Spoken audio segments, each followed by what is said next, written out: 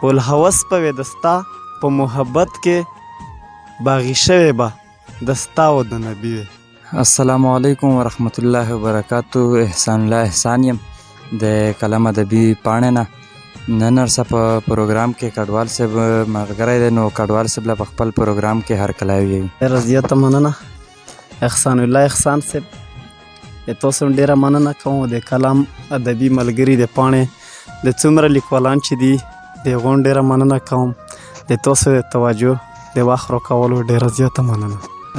کډوال صاحب څه درسه شریکوي؟ ملګریو غوښتنه کړې ده. مننه کوم احسان صاحب چې ما له کوم څه شعرونه یاد وي، څه حاضر صاحب غزل نه مخکې به له یو څو شعره ویایم چې که مې پوزه د میږي غوږ مې د سپي وې، که مې پوزه د میږي غوږ مې د سپي وې، هم مې سترګې د پیشو زړه د زمري وې، هم وزر مې د شاهین زور مې د اس وې،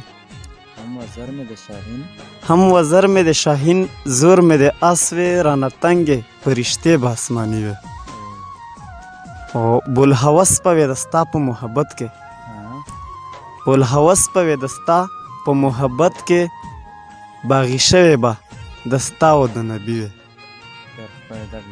ډېره مننه. بوالهوس په وې د ستا په محبت کې باغی شوې به د ستا و د نبي وې. او ته په خپل کار باندې ښه پوهیږې خالقه، ته په خپل کار باندې ښه پوهیږې خالقه، درنه شوي په ازل که دا کمي وې. ته په خپل کار باندې ښه پوهیږې خالقه، درنه شوي په ازل که دا کمي وې.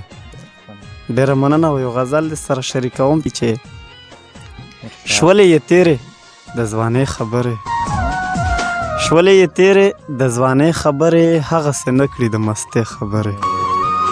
ډېره مننه. او رقیب حجره جومات لیدلي نه دي، څه به یې زده کړي د حجرې خبرې. خپو کې زما وې د رواج زولنې، خپو کې زما وې د رواج زولنې، چې مې په زړه د ډېرو وړې خبرې. دلبرې اوس مې په زړګي ورېږي، دلبرې اوس مې په زړګي ورېږي، ستا د وړې خولګې وړې خبرې. دلبرې اوس مې په زړګي ورېږي، ستا د وړې خولګې وړې خبرې.